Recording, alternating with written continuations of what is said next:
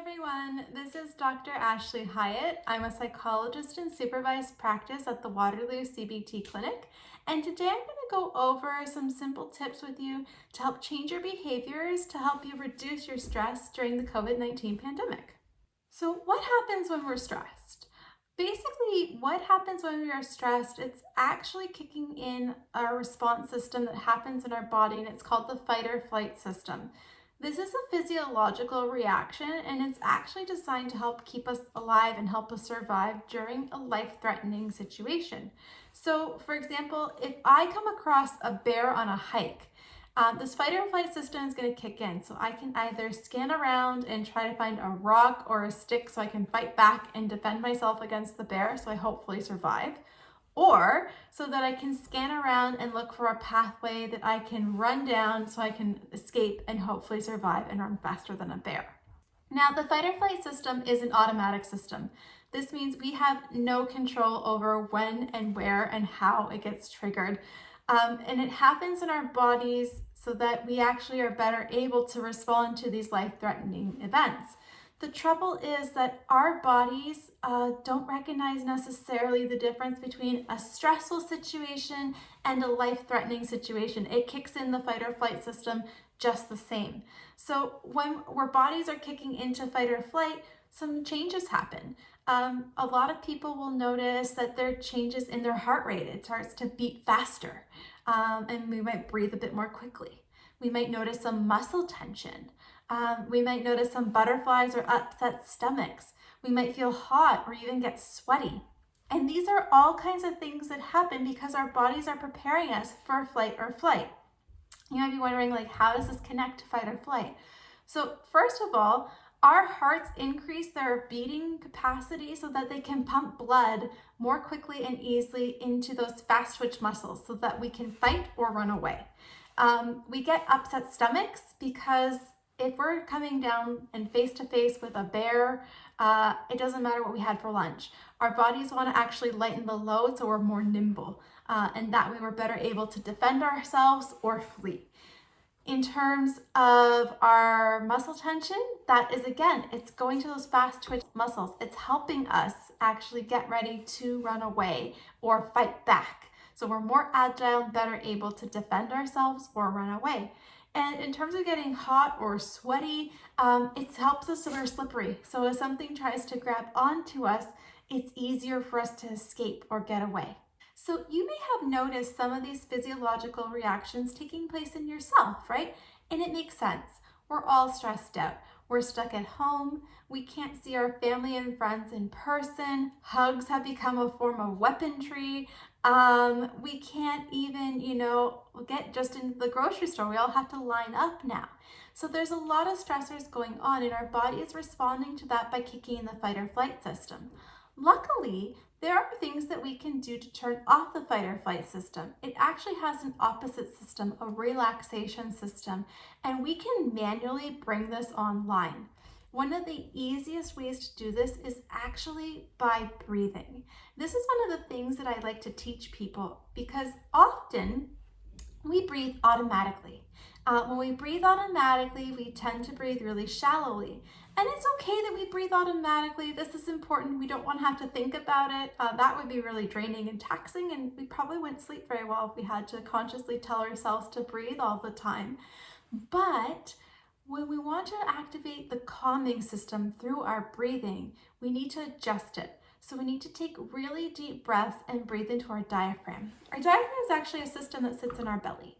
And so what I teach people is to picture or imagine a balloon in your stomach. And you want to direct all the airflow into your stomach. So what I actually will suggest is put a hand on your chest and a hand on your stomach and take a breath in.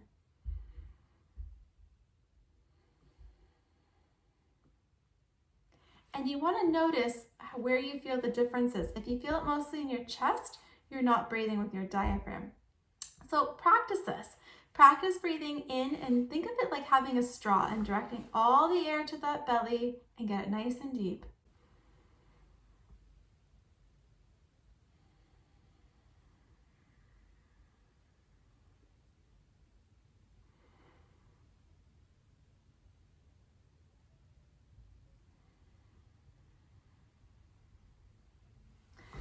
The other thing you may notice is I've actually slowed my breathing down quite a bit.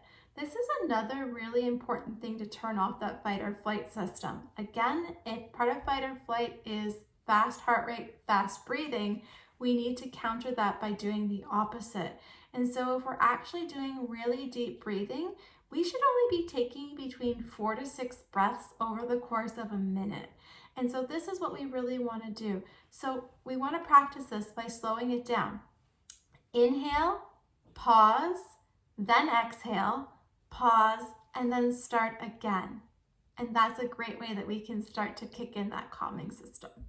If you watched my first video, I went over 5 simple tips for kind of managing our stress overall in the COVID-19 pandemic. And one of those tips that I talked about was activity scheduling through the use of mastery and pleasant activities. This is again a really great way that we can start to change our behavior to help improve our mood when we're feeling stressed. So what this looks like is actually, I encourage people to take stock, be mindful, reflect on your current stress levels and give it a rating, right? What do you feel? How intense is that stress right now that you're experiencing on a scale of 0 to 100? And then pick an activity, one of those mastery or pleasant activities. It could be the deep breathing I just reviewed with you. It could be picking up the phone and talking to a loved one, or it could be doing something productive like tidying out your closet. Whatever it is that you pick to do, fully engage, fully participate. Don't have distractions. Don't try to multitask. If you really want to get the full benefit from an activity, you need to fully participate and throw yourself into it. So do your activity that you think might help reduce your stress level and then evaluate. This is the key thing that's missing a lot of the time.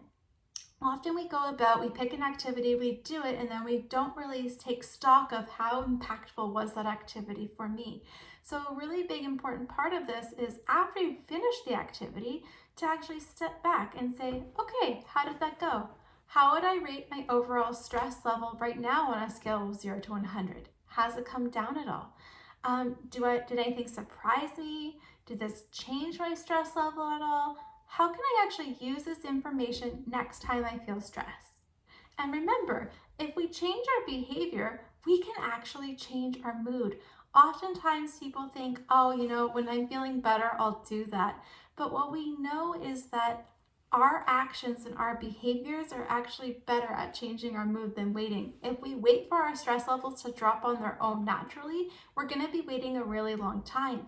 So you actually have the power and the capability to change it yourself by being proactive and taking those steps and doing that behavior on your own, and then your mood will usually follow and your stress levels will start to come down. So thanks for watching my video on ways that we can change our behavior to help change and reduce our stress during the pandemic.